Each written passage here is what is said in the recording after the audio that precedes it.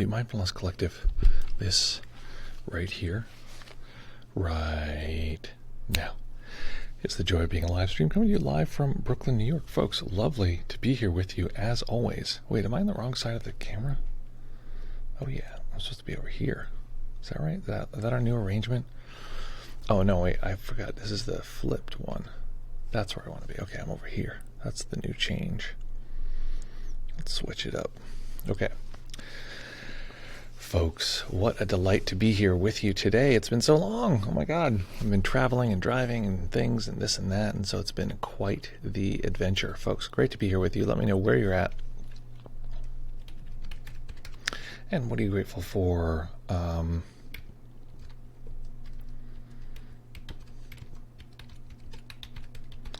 Super excited for the Progress of Shinsight class launch just yesterday. Let me put that in the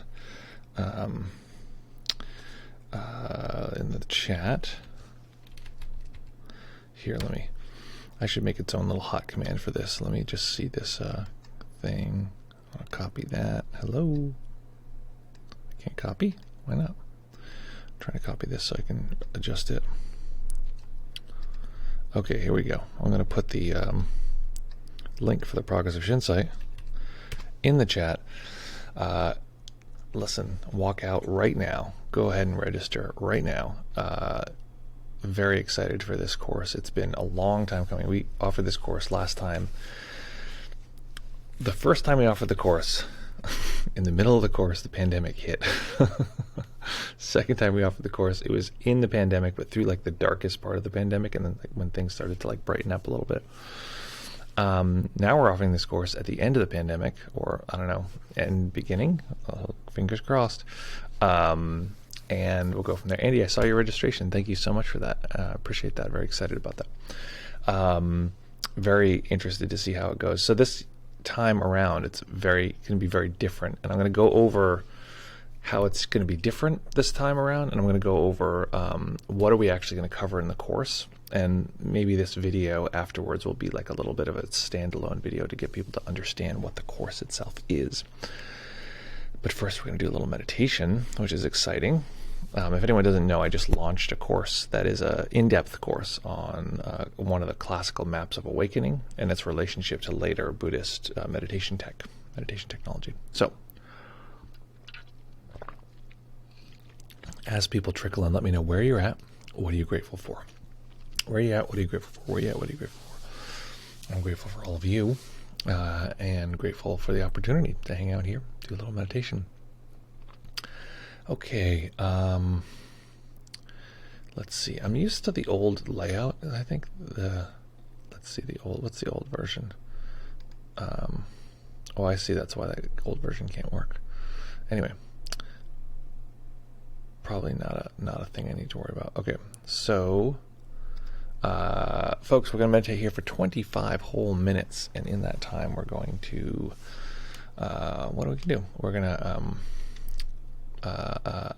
I'm spaced out. Okay, actually I realized I don't have a meditation planned for today. Maybe I'll do something that we'll do in the course. I'm still toying with some of the meditation technology that I want to use in the course, because I want to tie in non-dualism as much as possible, but it's really hard because, you know, the map of awakening, the Progress of Insight map of awakening is just totally dualistic. It's nature is talking about the world in terms of objects. So it's hard to start from the perspective of non-duality and then teach about the details of objects, unless you already have like a really solid foundation in non-duality. So it's going to be an interesting parallel jog of these two perspectives. So today, what we'll do is we will practice some of the stuff that we'll be doing in the course. I'm trying to think what would be the most interesting one-off, if we're going to do a one-off from the course. Okay, let's do this thing, which we've done here on the stream before, but I don't think, at least Amuse Dave has been here for a little while. We'll base it on Amuse Dave's, recent joining. So I don't think we've done it with Amuse Dave, although I've talked about it. We're going to do a practice where we're going to observe the way the mind experiences the world in terms of nouns, and we're going to look at that process, the mind producing objects, and we're going to look at that process itself as a process rather than, an object. So the short version, welcome folks as you're trickling in. Let us know where you're at, what are you grateful for, and we'll go from there. I'm trying to arrange my phone so it's not bothering my body. We're going to meditate for 25 whole minutes. I'm going to encourage you to keep your body entirely still during that period. You do that by arranging the body well. So what's the point of it all, folks? Okay, so the meditation is going to begin. We're going to have a little bit of centering the mind, concentrating the mind, what I call this, not this, what we're referring to, what the thing we're paying attention to. I think we'll use the sensations of the hands as this. Everything else is just not this. Whenever we use those terms, we're referring back to the sensations of the hands. So we're labeling them as this.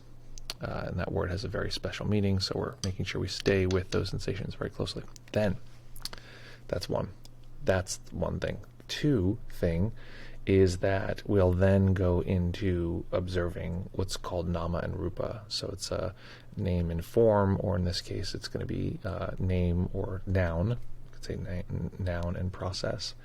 Now, I just want to make one thing clear, because I don't want to have to talk this much during the guided meditation, but when I say the mind makes objects, it's sometimes at the first when people hear that, it's confusing. Like, what do you mean the mind makes objects? Because it's what the mind does so much that it's very hard to understand.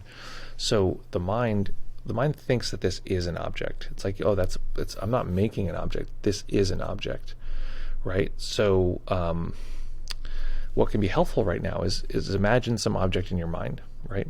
Think of, okay, like a top hat, right? You probably can't see a real top hat in front of you, but you can imagine one, right? And you can see that the mind is producing that. It's not a physical thing that's there, right? It's the mind producing that. Well, the mind is producing all of the things that we see as objects. Now, that doesn't mean that there's no matter in the world, but maybe you've heard this. I think it's like an erroneous statement, but that Inuit people in Alaska have 15 different words for snow, and each one is different, and they see each one very, very differently. I don't think that's true. In the end, it would be helpful if it was, but it's not. But you get the general premise that if we had language for different things, and you've probably heard words in other languages that are just totally different concepts that we just don't hold in our experience. And so if we had language for them, the mind would easily be able to hold those because we had already navigated those as objects. But we don't have language for them, so those don't feel like objects. Now, we can tell the top hat is like just a made-up thing in our mind, sure. But we can also tell this is a made-up thing in our mind because, right, so notice this is a thing. Here's a thing, right? Yeah, there's no confusion, that's a thing. But now you can't see it. So where's the thing as far as our experience? Well, the thing is just like the top hat. It's something that's made up in our minds. And then, okay, there's some visual data to back that up. Right now now I'm connecting that thing in my mind with that object, and there's this sense that it's the same object the whole time. The mind's like, oh, just like the top hat is sort of continuous, this object is continuous, but it's connected to this thing I can't see, but now I can see it again. So, but that's the same object the whole time. Like my mind is following this object. It's like not so much.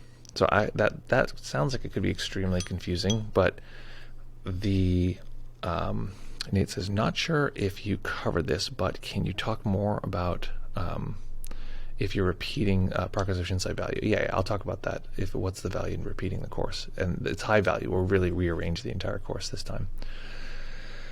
So made it much simpler, much more like focused on exactly what we want the objectives to be each time, because it was more of like a scatter shot last time. We wanted to be very, very objective oriented.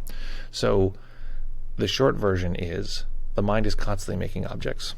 And actually, I guess we'll do this in the guided meditation. But I'll do it for a second now, so if you're joining us, you can sort of get the idea. Look at any object in the room that you're in, or the space that you're in, if you're outdoors or whatever. Look at the thing. Okay, that's definitely an object. It's not confusing. The mind is like, yeah, that's an object, right? It's not confusing. Great, that's level one. Look at another object. Great, yep, that's an object. I'm not confused here. There's no deconstruction or like this is not coming apart as an object. It's not like breaking up into atoms of perceptual blah, blah, blah. It's like an object. Sure, fine. Okay, look at the next object. Okay, and start to notice how it has its sort of object quality. It feels like a thing that exists there. Very obvious. This is something we experience all the time, but it feels like a thing. And you can look around your space and notice how many things there are. There's an object, there's an object. Just go around and kind of bounce around. Okay, object, object, object, right? And there's all sorts of objects, right? This is the mind experiencing the world as objects. And so what we'll then do, I just want you to get that skill down, because then we'll move on from there. But what I want you to notice is the mind can actually only hold one object at a time, and then it creates kind of like a buffer. So here's a good test, and we'll do this in the meditation, so don't worry. Pick one of the objects you had before, right? Look at it. Notice how object-y it is, right? Really, it's like a solid thing. Kind of really see it as however it is an object. I'm looking at my cup of water here. And now you can stop looking at it. Where was the top hat? Where was the bell? When you were looking at that, where was all of the other objects, right? They disappear. They fade way back, and there's sort of a sense of maybe off in the background they're there, but in that moment that you're looking at one object, right, all the other objects basically disappear. It's like hard to see. See, it just disappears into the black. The other objects disappear because the mind can actually only hold one at a time. It's a rendering issue. It's like a video game. It can't show you the entire universe all at once. It actually has to show you a little section, and then you look, and this section's real, and that section's real. And so it puts it all together and says, oh, all of reality is real. It holds together. This is not to say there's no such thing as a matter, or there is not a world out there. It's just not that it's not out there, and I don't know if we'd call it world. So anyway, if it feels like you're biting off more than you can chew, good. That's how we goddamn learn. Let's do some serious meditation here, folks. So find that nice, comfortable position that you can maintain. I'm going to ask you to stay perfectly still if you can for the duration of the sit, arranging the body well, knees lower than the hips, not holding ourselves up straight in some weird way, but actually just balancing from the tailbone through the crown of the head. Commit now. How long are you going to meditate for? I suggest the full 25 minutes. And then we'll reconvene and talk about our experiences. And then I'll talk about, in detail, the Progress of Shinsight course and how what we're doing today, fits into a larger arc of the classical map of awakening. Okay, folks, when you're ready, we will begin.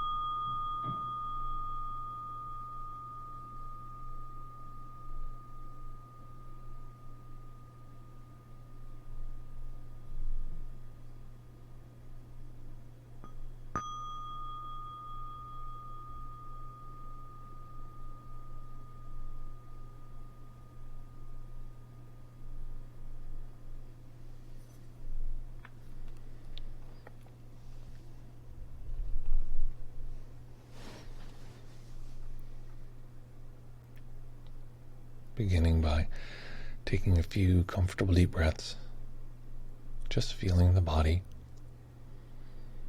rise and fall.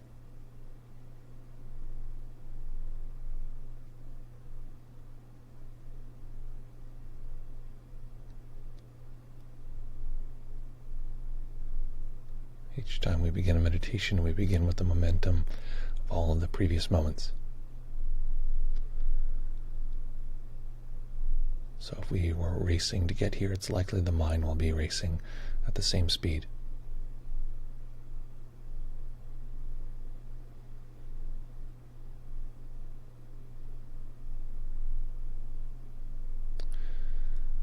If we are sleepy and tired, the mind will be sleepy and tired. So just noticing this is how we cut through this momentum, is by simply seeing the speed of the mind. We see the speed of the mind by noticing some sensations and seeing what happens, knowing that everything that occurs, distraction, concentration, awareness, unconsciousness. It's all natural. It's all expected. There's nothing that can happen in the next few minutes that is not nature expressing itself.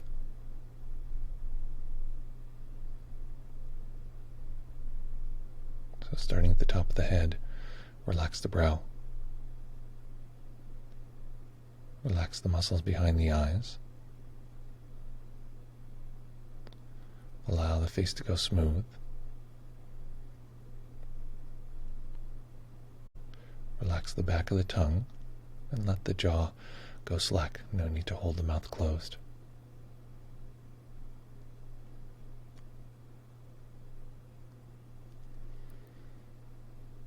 Letting that same kind of relaxation bleed into the neck and the shoulders.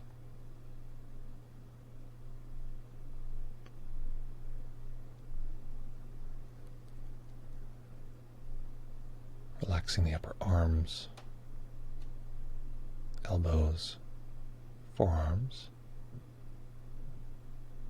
wrists, and relaxing the hands.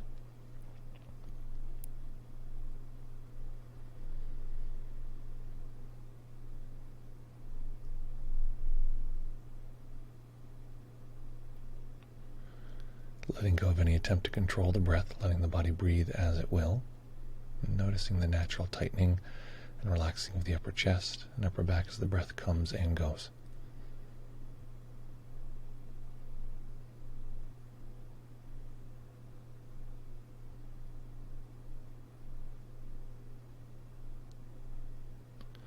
Relaxing the belly and the lower back, the hips and the legs.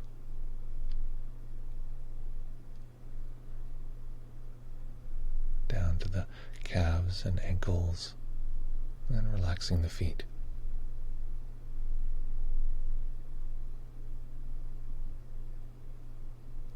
And for a moment allowing awareness to take in all of the body sensations as one large category.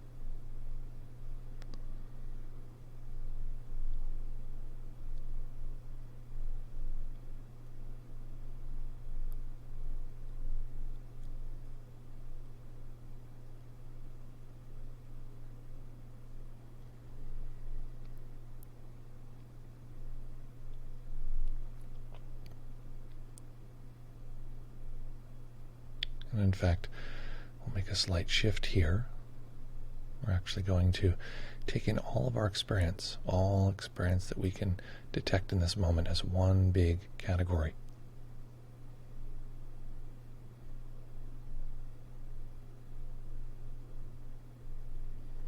So notice even in this process, the mind will either divide the world into many tiny objects, try to add them all together to produce a sense of whole, of the totality, or the mind will cast a wide net, like a lantern shining light in all directions, just sort of capturing everything at once.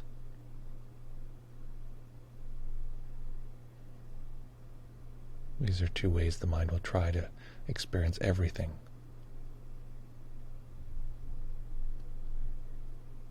And we're looking for the latter, the one where we just take a broad capture of everything.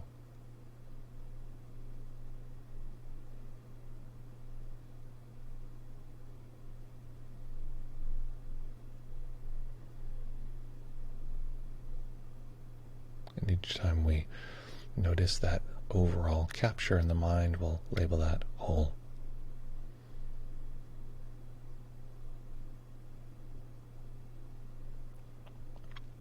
So we're resting in the overall, labeling that as whole.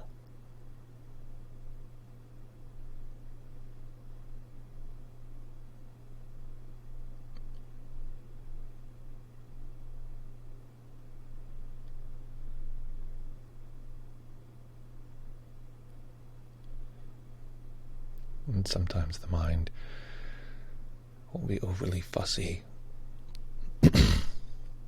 It'll think, I can't capture everything. I can't put it all together. And this is the laser point focus of the mind. This is our attention, the part that makes things into objects, trying to add all the objects together. rather than awareness, which takes in large collections of objects. It doesn't care about edges at all. So we're looking for the part of the mind that can easily, naturally, simply take in our overall experience.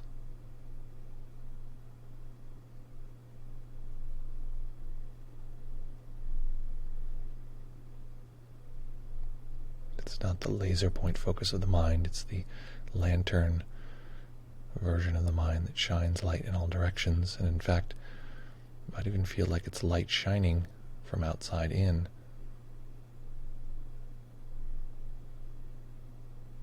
Rather than from inside out. Could be either.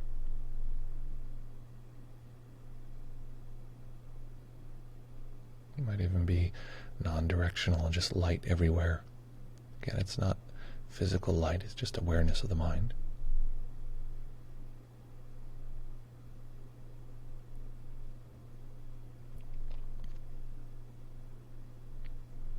When we notice this, we can label it as whole. And of course, at times, the mind will notice some detail, some part within the whole. And that's natural, that's a normal function of part of the mind.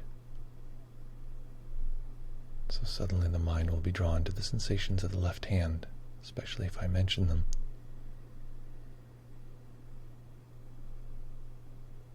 But anytime the mind observes a section, a piece of data,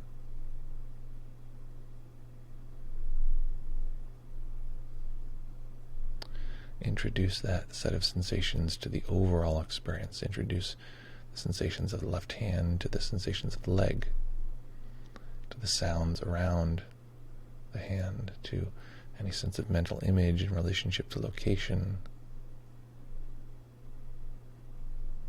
until we find our way back to all of our experience, back to the whole.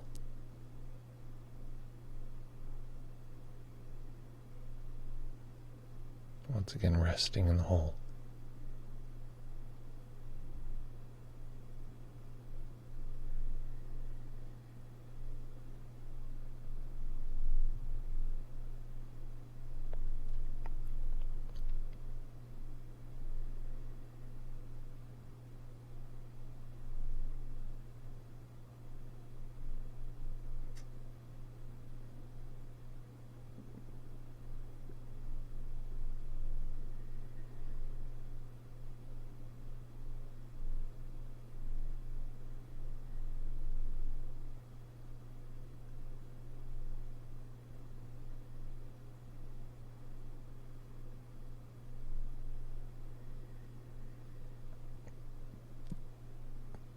So our entire world has been divided into two categories: whole and part. Part is anything that is not the whole, anything divided.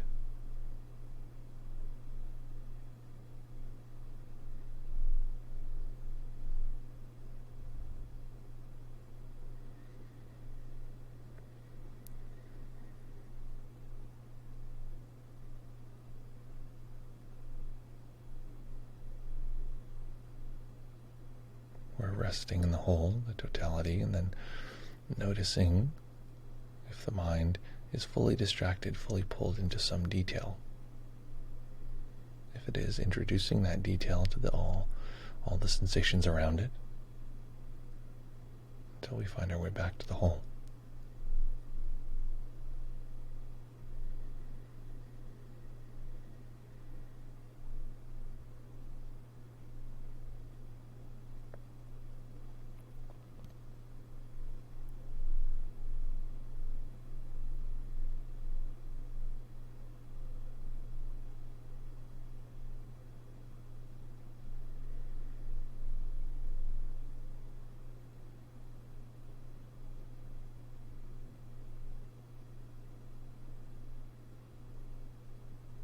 Notice that when we're connected with the whole, the objectness, the sort of partness, breaks down.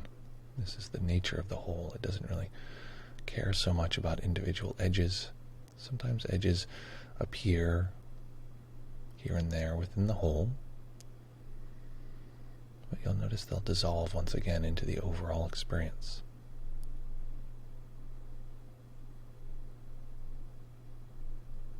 You might notice how restful the overall experience is.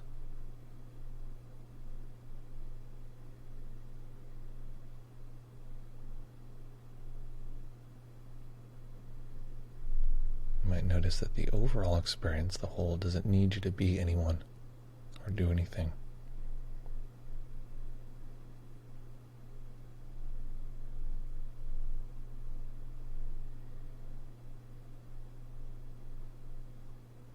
It just knows, it just takes in whatever is there.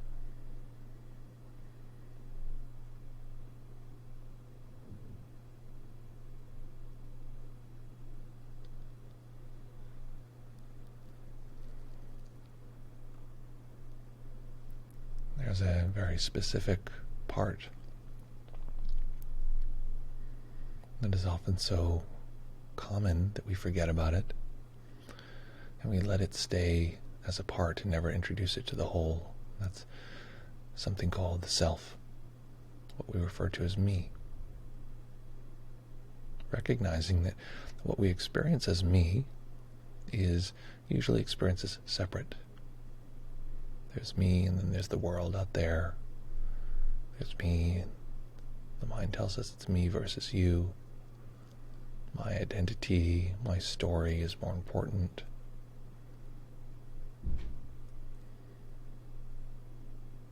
So without falling into the narrative of the story, just noticing that that's how we tend to experience the self, as a part.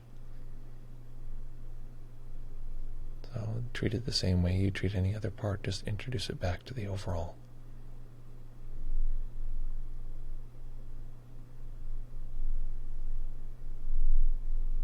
No need to get rid of it or make it go away. We're just letting it exist within the context of the totality.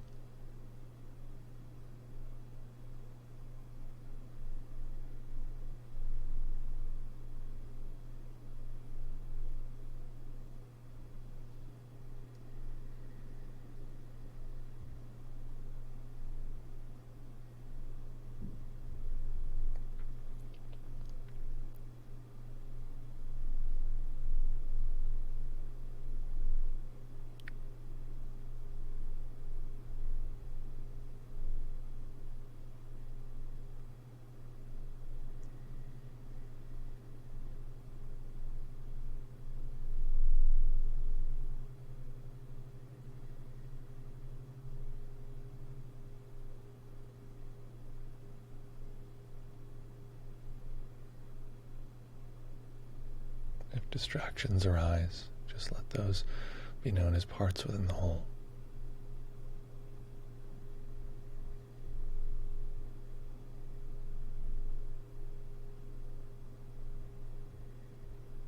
We might consider the whole sort of an unconditioned space, meaning it's not bounded, doesn't have the conditions of objects. Objects are very conditional. They're located in space. They bump up against each other, but the overall is unconditioned, untamed. And of course, this means that the unconditioned, this open, spacious awareness, is the seed of what we might call unconditional love. Something as humans we need deeply, but often feel disconnected from.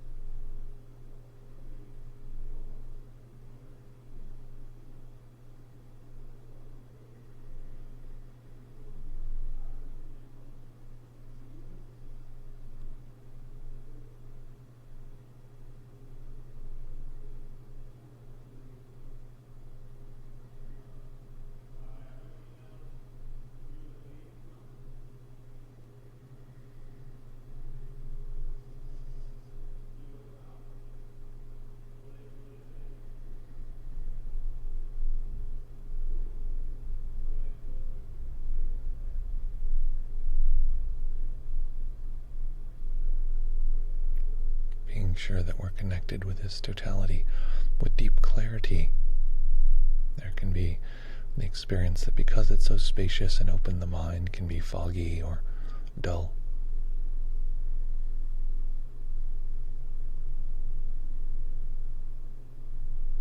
This doesn't mean we need to clamp down or add more doing.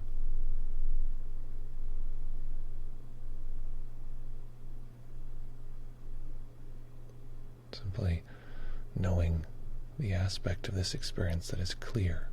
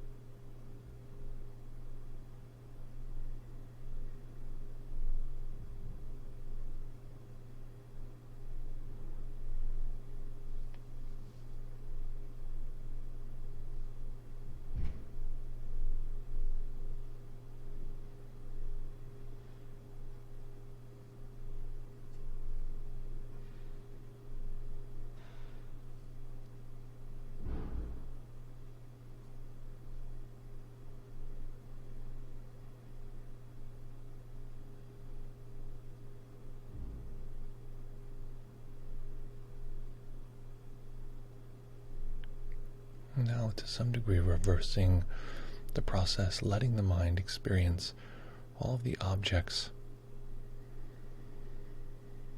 Noticing that if we scan around our environment, the mind shows us lots of pieces. There's a sense of the body as a thing stretching out below us, of course. The fact that the body seems like it's below us is a good indication that this is a degree of fabrication, because of course the body is not below, it's 0 inches away from itself. But the mind organizes space in relationship to the eyes, so this object feels like it's below. The room object feels like it is around.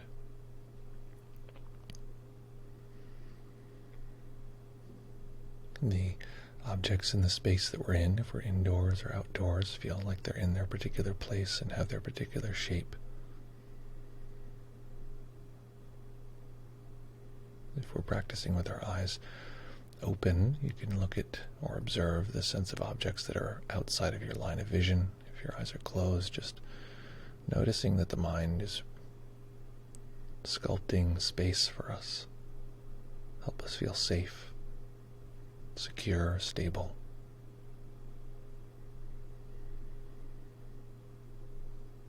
And again, once you notice that, allowing it to come back into the whole.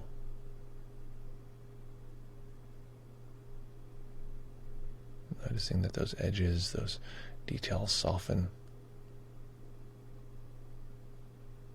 The stability they offer gives way to a kind of openness, freedom.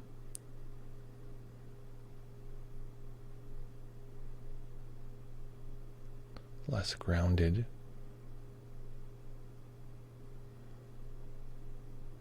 less oriented, but because it is peaceful, because it is spacious and timeless, awake and kind. The open awareness of experiencing is a different kind of stability, different kind of safety.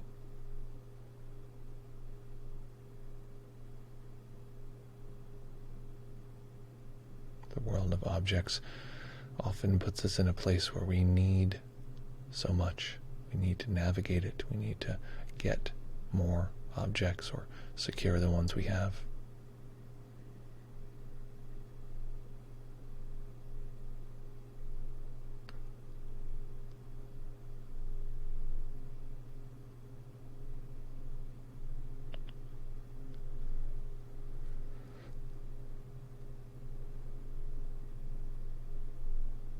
In the realm of kind awareness, the world is a verb. It's a doing. And we can see that the objects themselves aren't so solid. They're more like functions occurring in the mind. The mind will make things solid for a moment and then let them go.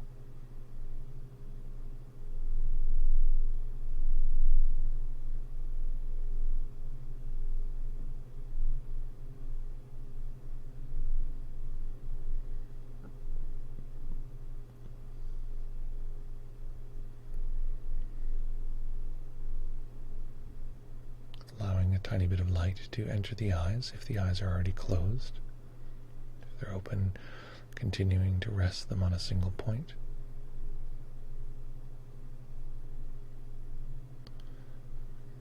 If the eyes are opening, allow them to eventually open all the way and settle on a single point.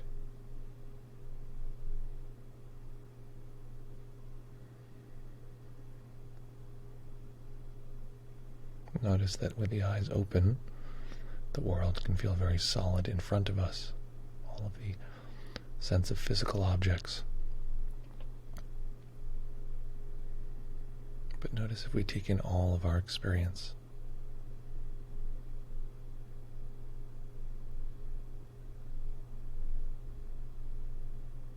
We can come back in contact with this awareness that of course can allow objects to visit within it, but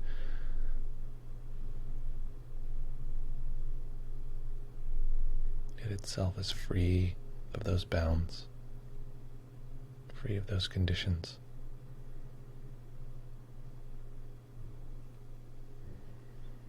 And in this way, allowing this particular moment to be the great teacher, to show us how we might bring this practice into every aspect of our life.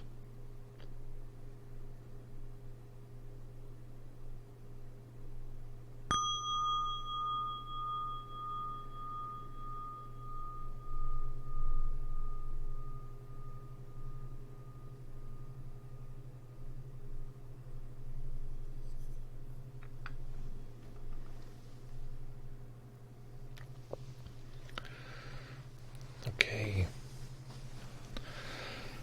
so making any adjustments, you need to allow the body to be comfortable.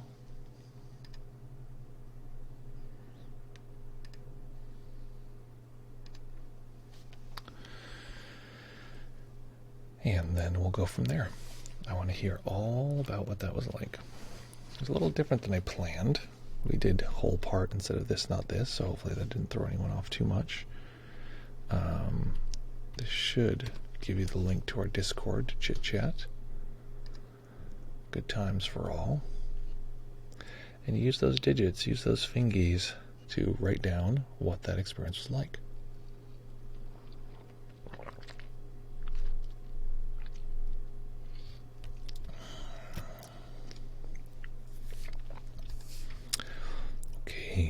Let's jump in here. When asked what surprised him most about humanity, the Dalai Lama answered, "We sacrifice our health in order to make wealth. Hold on. We sacrifice our wealth in order to get back our health. We're so anxious about what will happen in the future that we don't enjoy the present. The result being, we don't live in the present or the future." Okay, that's annoying.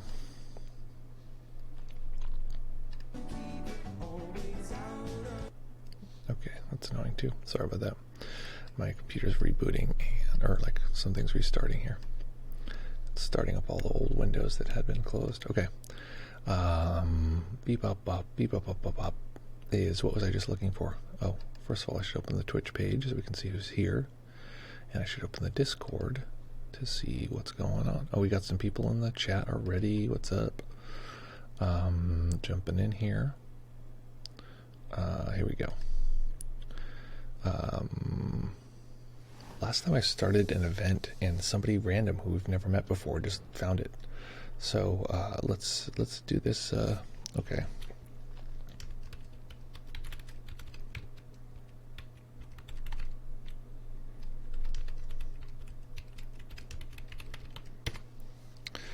Okay, Amuse Dave, welcome here. Before I have you pop in here, I want to hear from you about what your meditation was like. Let's just make sure everyone knows. So in the chat, type what your experience was like, type a report, what it was like, what happened, what you're like now. It's a classic way to report your meditation, and then we'll go from there. We'll jump in and we will pop it off. Okay, here we go. Dave, you are invited to speak. Hello. Hello, sir. Thank you for having me. Thanks for being here. So, I've done this meditation multiple times. As far as I can tell, everything is the same for me. So Okay. I'm just practicing, I guess, just concentration and awareness to become more aware. Yeah. Yeah, and stabilization. I think like getting the experience that's very, very stable. It's also, it's funny, you said you practiced it before because there's a slant today, or at least there's a slant for me, it felt that way, that it was different in that, there was something that felt very different about it. Maybe it was just the conceptual shift for me, but the verb and noun making, towards the end, we did a little something that was different, where we just noticed that, okay, we go back to the objects and notice that they feel oriented, they feel sort of there, and then we're sort of reintroducing those back. So I don't know if that was different for you. Yeah, the distance, space. Exactly. So, yeah, go ahead. I wanna. I have like problems. I can't really find the good meditation posture. I applied the things you said, like get your knees below the hips, and once I do that, it's like I find a balance, and then I feel something strange. I open my eyes, and my spine is tilted right. It's like diagonal, and it's I'm correcting it every time, so it's distracting in my meditation because I have to correct it every time. Yeah. And like if I find like really good balance, then it's kind of hard to hold it. Yeah. So it's also distracting. Yeah. Okay, so a couple things. One is, I realize, remember you sent me a bunch of questions about like different products and things for meditation. So let me answer that now. All of those are fine. Those are fine things to use and to get. What I find is, especially early in meditation, for me, it was like a reason to like it just like sort of fun, like it was just like a gamifying, like, oh, I'm going to get this object and this thing, and it's going to make this so cool in these ways. And in the end, I just have a very simple like cushion, that's what I ended up with. But I found the one I liked and I wanted. But I would say, yeah, have fun with, props and stuff, but just make sure you don't spend too much because you really just don't need them. But what you will find, what I found is when I really started meditating seriously, I really found all this stuff in my body that was weird. And, I had a posture and I was like going to stay completely still, and it hurt so much to stay totally still. And I realized, okay, I've got to stretch this part of my back and this part of the thing and this, all these different parts and pieces. And what I found, actually, what ended up happening was that in my 20s, I grew an inch, which is very rare because usually you don't grow that late in life. But my whole spine had been like compacted and like I sort of like crunched down, and I hadn't realized it. And from sitting and from meditating and finding a posture that really worked, and finding alignment and stuff, I actually, changed my body sort of noticeably. So what I would say is, one, it's totally expected. It's difficult at the beginning, and it's sort of one of those things you got to not fight through, but work through. And I can give you some tips and tricks, but also just know that you will discover all sorts of stuff about problems in your body. One of the best weird pieces of advice that I got, aside from making sure the knees are lower than the hips and you're sitting at the edge of whatever you're sitting on, was to work on core strength, and that's something I'm still working on. But and it just helped. It's just less about having to hold things with our back muscles, etc., and just the core of the body just will hold us sort of naturally, versus putting in lots of effort. But ultimately it's a lot of experimentation. What I just make sure, I know this sounds very obvious, but it took me years to find this. I'm repeating myself a little bit, but sit at the edge of whatever you're sitting at. If these are your hips, and normally chairs like are flat, and like sit us like this, make sure to sit at the edge so the hips can tip forward. Make sure the lower spine has a kind of like balance, it's natural arch that way. The upper spine has a natural arch balance this way. The neck and head are sort of balanced on top of that.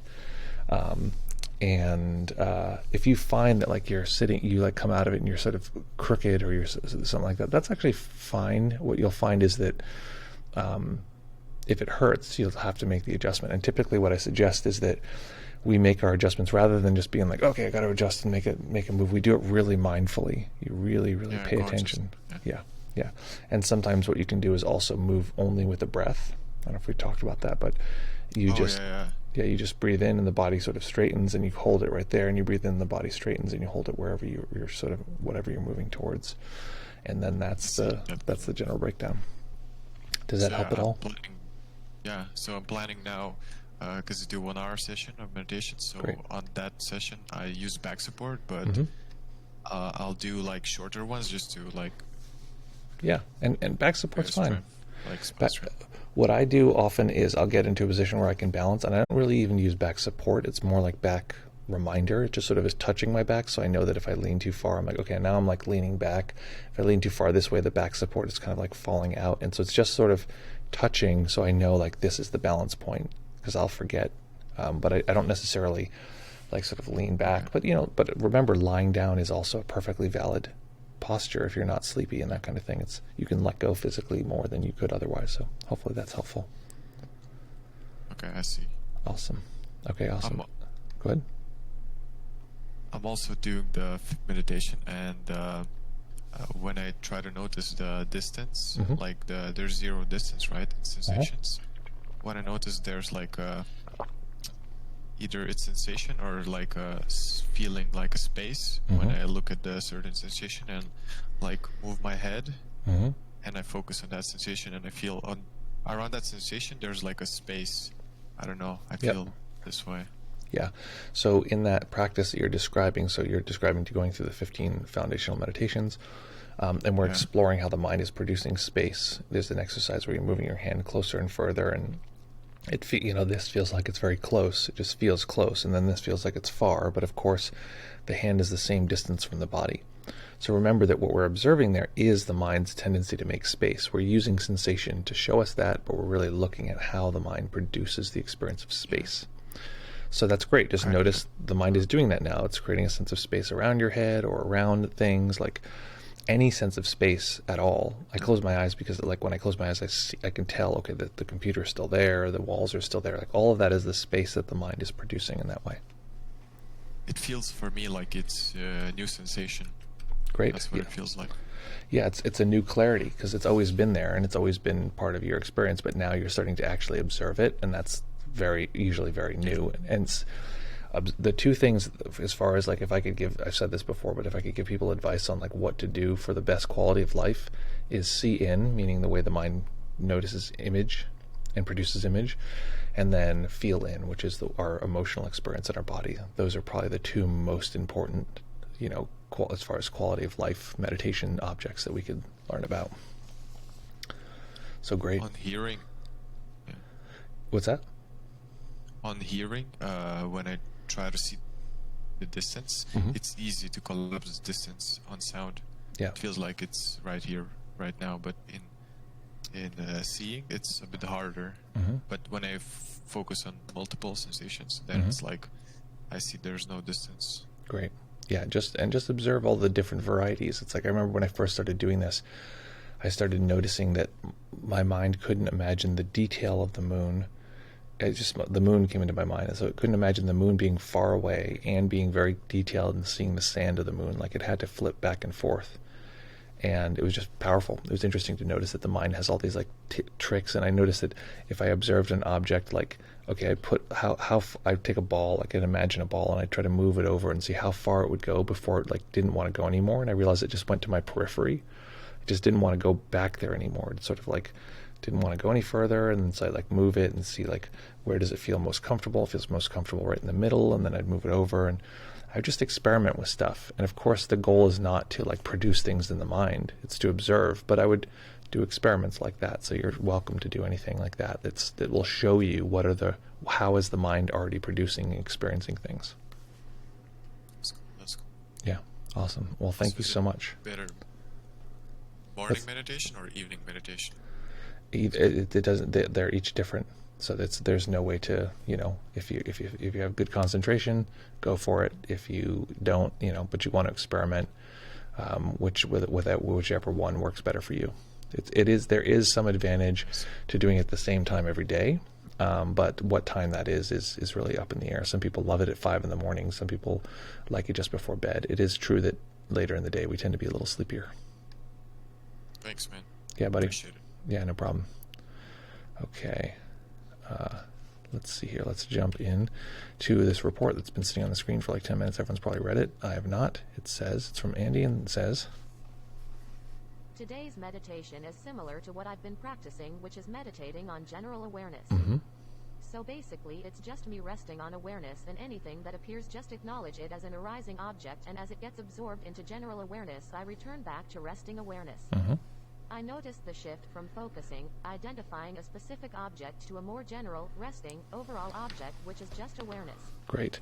And so one slight variation, which is what we did today and what I've been doing for a while, which is, I don't want to say this is necessary, it's my thing, you have to do it, but there is a slight difference that you could try. And what that difference is to, if the mind is fully distracted, pulled into an object, which it will often be, just pulled into some thingness, to introduce that object to all of the sensations around it. So it's like I said, like the left hand, and you introduce it to the sensations of the leg and these different parts.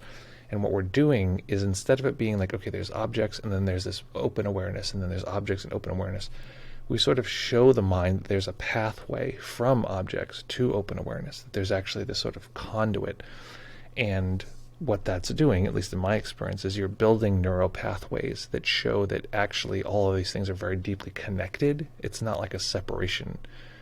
It's even the duality itself is actually is merged with the non-duality.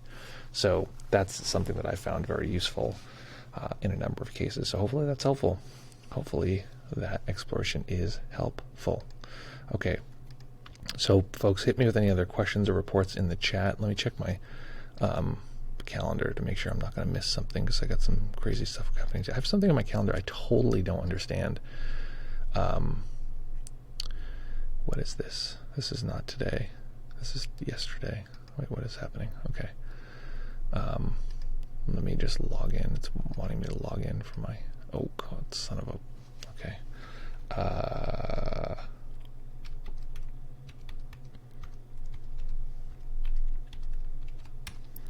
Okay. I just want to make sure I'm not going to miss a thing. Okay, that's there. I am actually skipping something that I'm supposed to do, but I told them I can't do it. So let me just 1 second. Beep up, beep up.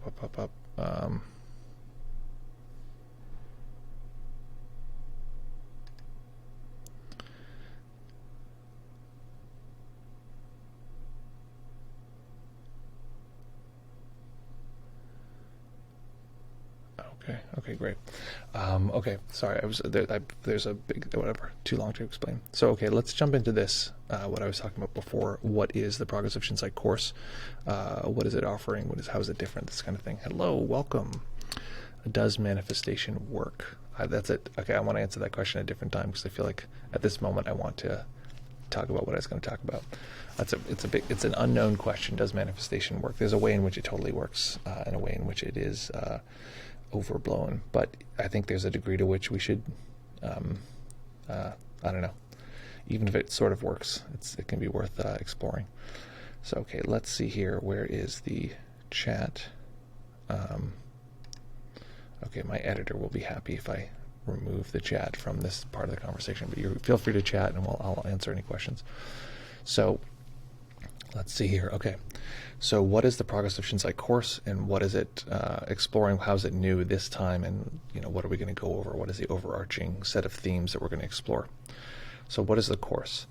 the Progress of Insight is a map of awakening, an early Buddhist map of classical awakening. What are the stages that you would experience along this map? It is sort of an overarching view of benchmarks that you should look for along the path. Now, what it does not do, and this is what we'll be doing in the course, is taking those individual benchmarks and honing in on them as skills rather than just things you might experience.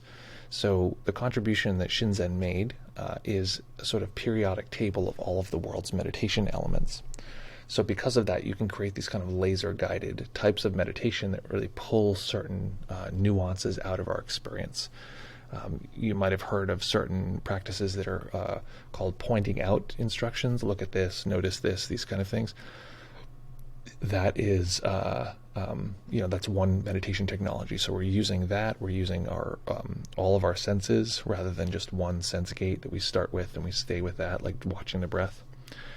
And we're laser focusing on specific insights. I'll talk about exactly what those insights are in a moment, but so that's what the course is. It's going to be using the tools of later Buddhism and non-duality right from the beginning to show us and give us insight into this very dualistic path of classical awakening. It's dualistic because it sees the world as objects, and then you really quickly and you over time really learn how to really break down these objects, and then from there you end up seeing the sort of interconnected and sort of flowing and non-dual nature of each of these experiences. And so you sort of find a non-dual way of experiencing through duality. So again, we're going to use later Buddhist techniques that are focused on starting with non-duality and have those be from the foundation as a way to explore this material. That's what it is. How is it different? This time we've really revamped the entire course to make it much more streamlined. Before it was a bit of it like a drinking from a fire hose, where it was just all of the different things I've taught people over the years about the path of classical awakening and sort of, here's everything, here's the whole thing. And I had, a guided meditation that was different for every single day of the 6 months. So it was just like, whatever that is, like 156 or something like that meditations, and I wanted you to do every one. The problem was that you might do one and only get a little piece of it, or this kind of thing. So it was always this question of how fast do you move through. So that's been radically stripped down, and we're doing like 3 meditations per section and really getting into specific skills and then exploring variations within that, rather than the fire hose of all the possible variations. The course itself is going to also be a little bit more focused on group interactions and using what's called social noting and other social practices to speed up the process. There's just newer meditation technology that uses the group itself to help us sort of drive our practice forward, which is actually quite traditional because meditation is not a solo experience. Meditation is a group experience. It always has been. Any significant growth has always been really communal. And rather than it being this sort of, American idea of a solo cowboy, I was going to say pirate, it's a similar idea, but the solo cowboy who's like out there meditating, it is actually a group experience. So there's going to be a much stronger emphasis on that this time around. And there's also going to be time for the group itself to basically really get to know each other and talk about community, because it's the community field that often helps drive the practice and the interests forward. So we're all talking about our practices and our experiences in a way that's rad. And so that's going to be a major part of it. As far as the insights themselves, I'm going to talk about these maybe a little bit out of order, because out of order from the classical map, but I like to teach them in a particular way, and maybe since I'm not looking at a spreadsheet, I might mix them up. So there are very specific insights. So one example is Nama and Rupa, which I used to teach this out of order, and now I actually started doing Nama Rupa towards the beginning. But I often switch Nama Rupa and cause and effect either way. So let's start with Nama and Rupa, the idea that there's a mind and a body, and that that's like the primary duality of this entire system. I like to start out showing that the experience of the mind it's not even mind and body. It's really like what it's really talking about is that there are objects and non-objective experiences, that there is the ordering structure, the naming structure of the mind, and then there's raw sense data. But if you look at the evolution of meditation, the first sort of version is we're going to experience the world as raw sense data without this yucky conceptual layer on top. We're going to get rid of this conceptual layer and just see raw sense data. But what the insight of Namarupa shows us is that this, mind layer on top is also just raw sense data. So if we can see that very clearly, we actually see that there's nothing but raw sense data. Then we move on to cause and effect, which is the seeing that one sense experience is often triggering another one. And this might be very obvious for some, but it's very helpful to see that the objects of our experience, these sense experiences that we have, are not independent, really. They're even just constantly being pushed and triggered by all of the other experiences.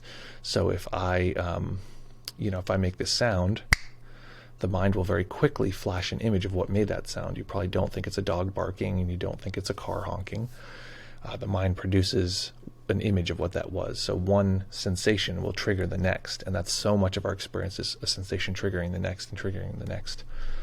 Then we start getting into territory where everything that is arising, or everything that we are noticing, is sort of brand new. It's sort of just appearing, and we sort of, if we look at the floor of consciousness, like there's things that appear into consciousness and they disappear, sort of thing. What we're looking at is the instant they appear. So it's the instant our present moment experience appears, we sort of start noting that. And in Vajrayana, they call that sealing practice, because we're sealing the sort of spout of present moment experiencing. So we're just looking at everything that is new as it appears. Now, once you can get that insight, you can then reverse the insight, as strange as that sounds, and look at each time something is, in order for something to be new, it has to be dying off at the same time. So we can look at the fact that every experience is actually constantly dying. It's constantly disappearing. And something Shinzen told me once, which was lovely and very helpful for me, was that the disappearing of experiences, the gone of any experience, is a tiny nirvana. And within that experience is the taste of the true absence of experiencing. So this is so we're talking about arising and passing, which is a major, or it became a very popular point in the Progress of Insight map, and everyone feels like this is it, this is the thing I want. And what I want to talk about is that when I had a very deep experience with this, sort of, you could say, stage, or some of these benchmarks, I luckily had Shinzen there, and Shinzen said, the Theravada model of arising and passing can actually tend to fortify a sense of self, because it's a temporal model it seems like it's occurring to a self. It's arising and passing from my perspective. And that later Buddhism changes the model to be a spatial model, rather than it being about time arising and passing. It's about space being empty. And so to bring that relationship of emptiness is actually not non-temporal, but it doesn't rely so much on arising and passing. We can actually bring the emptiness into everything, and as it's arising, it is already absent, it's gone. And I made another video about that recently, which is called The Void. So if you're watching this on replay, I'll see if I can put a tag up, I think, over here for that video now, if you want to explore that in particular. But the seeing the emptiness of that experience from the very beginning is very helpful, because we don't even need to see things arise to see that they are empty. So this particular moment right now, there's a sense of presence that is here, and that presence, this might sound very weird, points to its own absence. It is itself.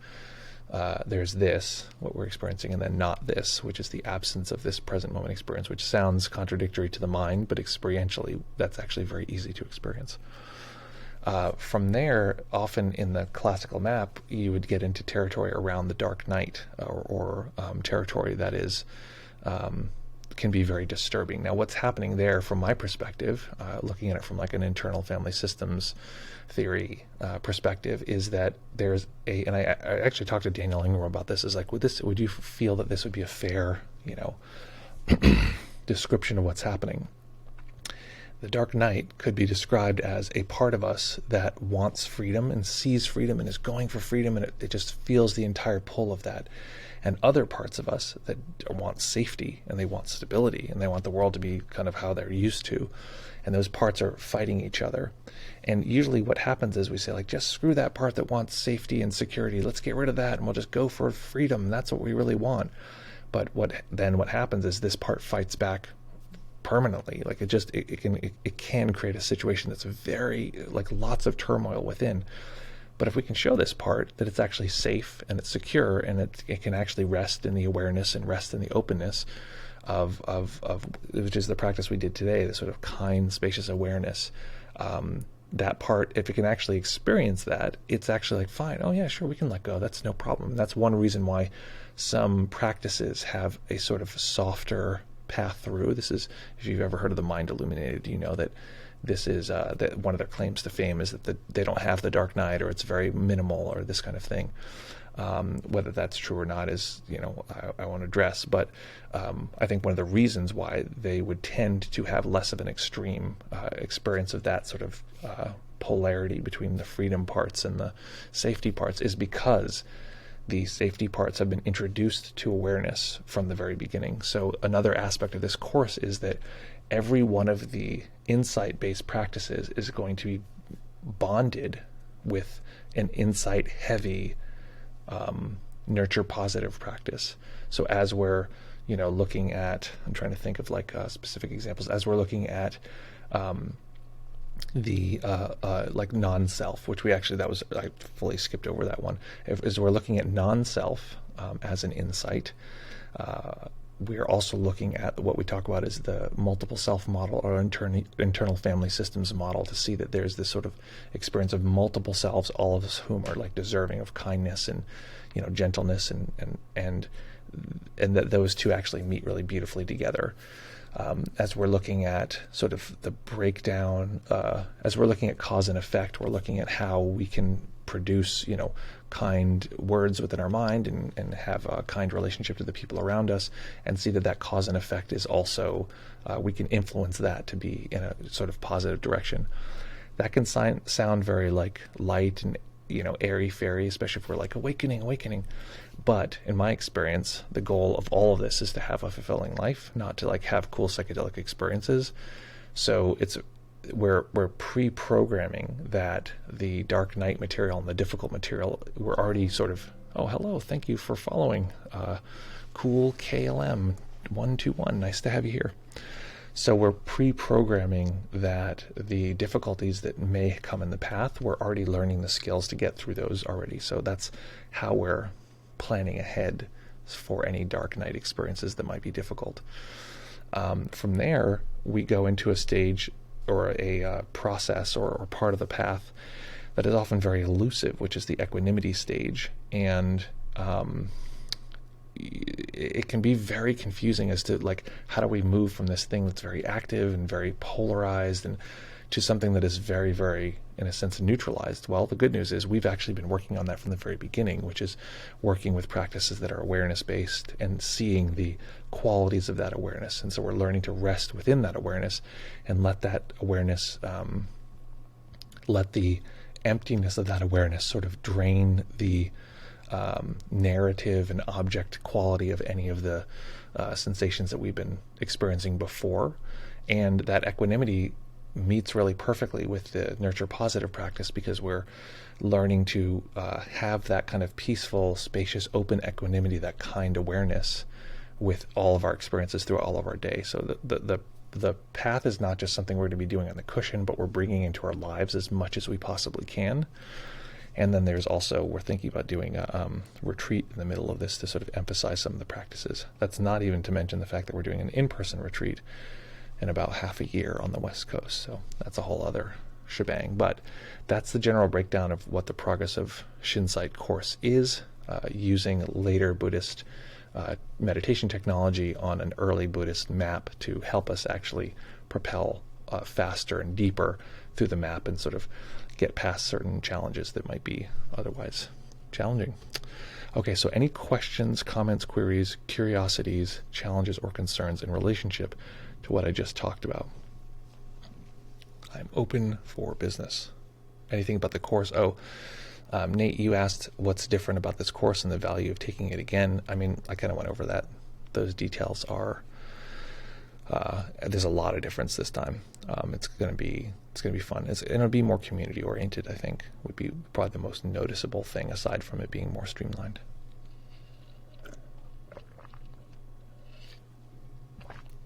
Any other questions about this course? I should put the link. Are you still doing one-on-one mentorship? Yes, I absolutely am. And if you, so far our system for one-on-one mentorship has been a little clunky. And when somebody signs up, we don't have a thing that automatically emails them. We have to go through one by one. So if you haven't received an email and you want to do one-on-one, that is coming soon. So we're going to be sending that out soon. And as soon as we basically get the logistics for the course done, that's like the next thing that we're doing. So that's coming really in the next week or so. So thanks. That's going to be really fun to do some more one-on-one stuff with folks. Any other questions about Progress of Shinsight? Let's put the, I'm going to scroll way back.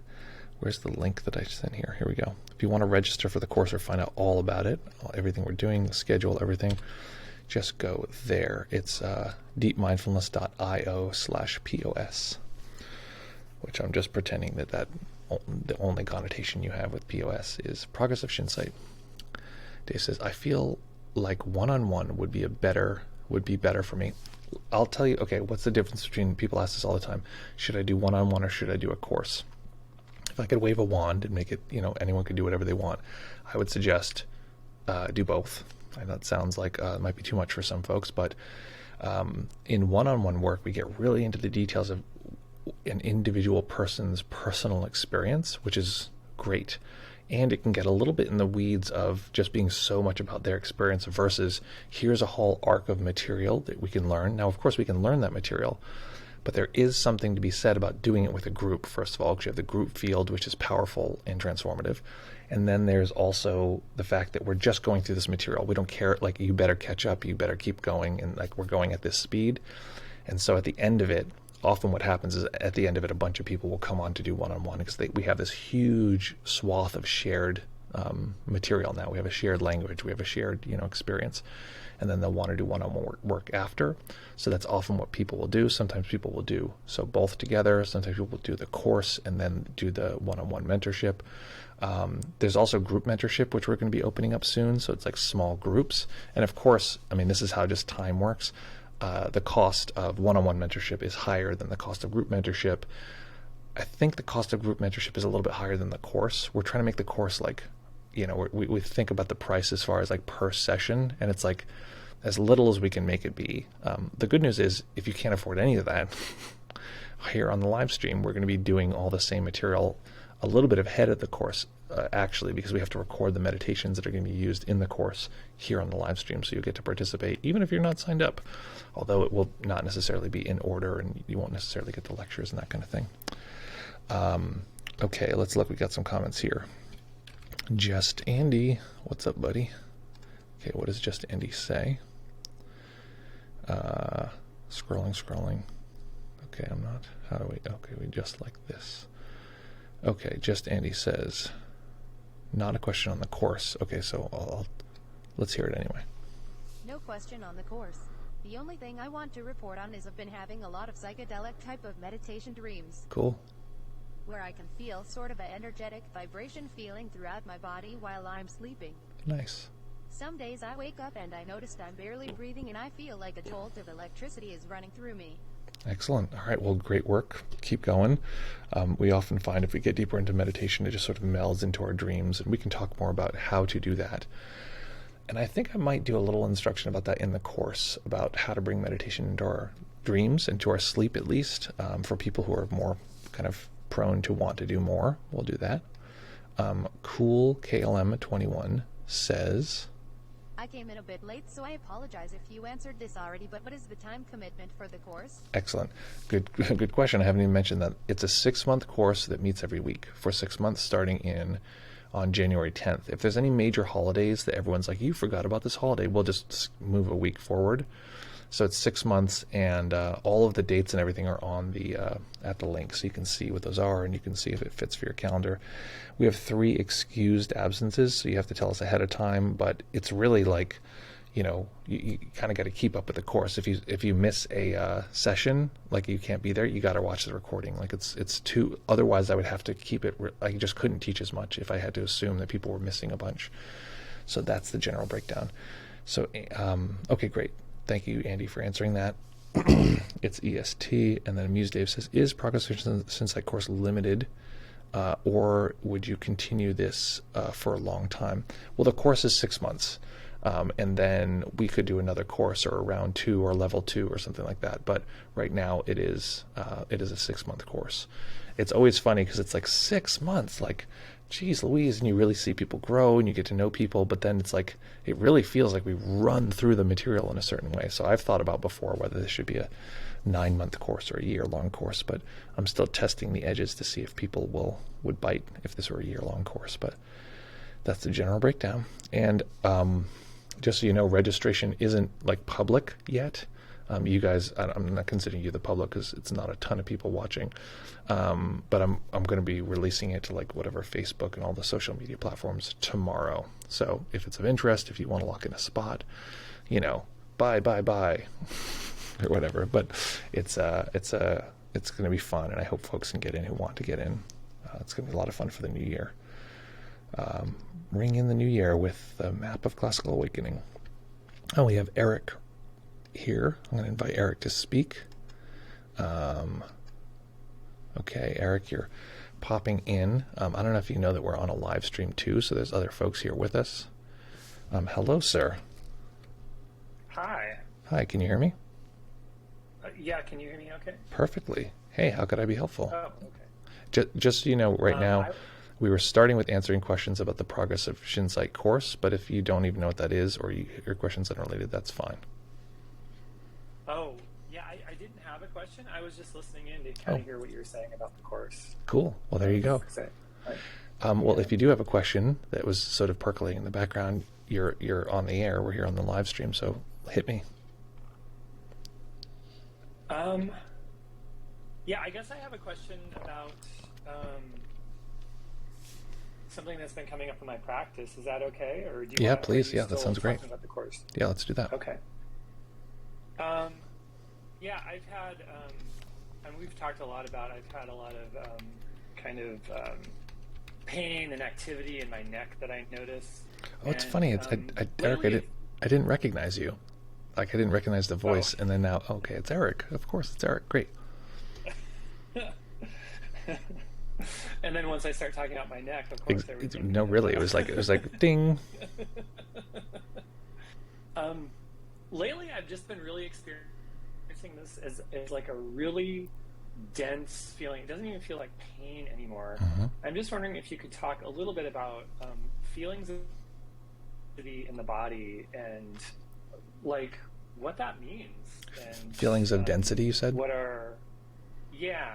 Like yeah. It feels like there's like a little ball in my neck that just feels incredibly dense, and I'm feeling it almost all the time. Yeah. It's like, what's going on? And I know that this might seem like maybe an obvious question or might seem like a weird question. Do you get the sense that that ball of density is emotional in nature? I do get the feeling because I don't feel like it's... I've done a lot of work physically mm-hmm. to do different things thinking that I had neck pain. Yep. And I don't feel like it is, and I feel like it moves, and it's not in one place all the time. Yeah. And so yeah. I do feel like it's emotional in nature. Yeah. And this is a question actually Amuse Dave asked recently, and I wasn't able to answer, so this is a great place to answer. So I think there's some background noise. Will you mute if there's some background stuff, because it's coming through? Oh, yeah. Yeah, Sorry thank you. That. That's okay. this is the question that I believe I'm answering, is basically, what is old emotion? What is present moment emotion? What's the difference between the two? That's how I'll answer this. And maybe you've heard me say this before, but maybe it's helpful to review. Present moment emotion is what most people are used to when they're talking about emotion. So it's like, usually it's like an effervescent quality on the outside of the body that's directed in the, towards whatever object is causing the emotion. Yesterday I was guiding someone to learn to feel emotion, and we're using yuckiness because it's kind of good. It's like, feels sort of bad, but it's not so bad that it's overwhelming. It's not like fear or something. And I was having them imagine something really yucky next to them. It's like so gross, it's smelly and blah, and it's like going to fall and touch them, and it's like all of the aversion that comes with the body. And just having them notice that, and you're doing this with your eyes closed. Then you let go of the visualization, and you notice that there's a difference on one side of the body versus the other. And you can, I have the person then say, like, move to the left and then move to the right, and which one feels, if you pay attention to this sensation, which one feels more like it's pushing you in a direction. It's like, oh yeah, that weird sensation on this side that just feels like a sort of percolating bubbliness that feels maybe yucky is pushing me in this direction. If I pay attention to which is easier to move in, it just feels like, ugh. So emotion, the present moment emotion, is sensation in the body, usually slightly effervescent, that will push and pull you in any particular direction based on, based on, hedonic valence, I like or dislike. If you really love someone, you're pulled towards them. If you dislike, you're sort of pushed away. And this isn't logic, it's just the mind experiencing the world in this very sort of limbic emotional way. Now, that's one kind of emotion. Another kind of emotion is what we might call old emotion. And old emotion is somatically held. It is not directly responding to our outside environment. In fact, it often feels like it just shows up out of nowhere. If we go home for the holidays, this sort of, lump in our throat or lump in our belly, and often they tend to be around the central line of the body, typically, not always. It just activates, and it's like, brrr, it's like this hot wire that's like so intense and so emotional. And so this is what we would call old emotion. Old emotion is more contractive in nature. It feels like a cramp or a Charlie horse, or it feels like this sensation that's sort of inward focused, like it's collapsing in. Often we can, if we notice that we've had the experience before of like those kind of emotions in a place, and we look there again, it can just feel like it's an empty hole. There's nothing there. There's no sensation. If people are very tuned into like PT or energy kind of sensations in the body, which is, I don't say that in a mystical way, just like literally the sort of vibratory quality of energy in the body, it can often feel like there's a black hole where the energy sort of just drops in and there's nothing there. And they're very stable over time. And when I first started working with these, I thought the answer was just to like point the laser point of attention at those old emotions and just try to break them apart and tear them to pieces. And now I'm thinking that was not a wise strategy, and that the actual premise would be, it would be better to actually hold them in awareness, to allow them the space to open, and to be sure that the awareness that I'm holding them in is not actually just my mind, or not the self producing a kind of field, because that's not necessarily very comforting, because the self is going to have an agenda. And so you want a neutral kind awareness to hold those experiences, and that can often help those parts feel calmer, safer, more comfortable, sort of expanding, and then starting to explain what their thing is. What are they protecting against? What's the pain that they're holding? Recently, I've noticed something else, which is that there's the pain itself, and then there's the part that feels the pain. And I've started to separate these out and start to really pay attention to really trying to help the part that feels the pain. And what I think is occurring, and this gets into internal family systems work, what I think is occurring is that there's this teeny tiny little part that feels like very, very fragile. And, for me, this is what happens. It's a little teeny tiny part. And somehow it feels like it's so vulnerable and so small, and it's being fed this giant, painful sensation. And it feels like it's the one responsible for feeling this giant pain. And it also feels like it's totally overwhelmed by the intensity of the pain. And so what I've had to do is start to discover this little being, and like sort of, in a sense, take it away from the role of having to feel the pain, and really get to know it as its own little part that is just like, if we think about the pain, it's the part that goes, like it's too much, and it's the part that thinks it has to feel the pain. So I've been trying to separate those out and really just be with this part, spend time with it, hang out with it, and see why it feels like it thinks it needs to feel the pain, or be the one to feel the pain. Because actually, if awareness feels the pain, it's fine. It doesn't hurt. It's just like a sensation. It's no big deal. But if this part feels the pain, it's the worst. It's existential destruction. It's terrible. So this part is like so freaked out. And you can imagine we'll stack all these different addictions and behaviors around so this part never has to feel the pain. So that's my current take on how to work with those kind of old emotions. Does that help answer your question at all? Yeah, no, it does. And it makes a lot of sense to me. Because one thing I have been noticing is that this part does feel very small, and it doesn't feel painful, but then it feels like there's pain that almost like spreads from it to other parts of my body, like the back of my neck or something like that. Yeah. So that does kind of resonate with kind of what I'm experiencing. Yeah. So. And I already know the answer to this, but I'm asking it sort of because since we have we have other people here. My question would be, and you probably know where I'm going with this, have you done any internal family systems work? I mean, yeah, actually, I haven't done a formal program, but I've done, we've done some informally in our coaching sessions.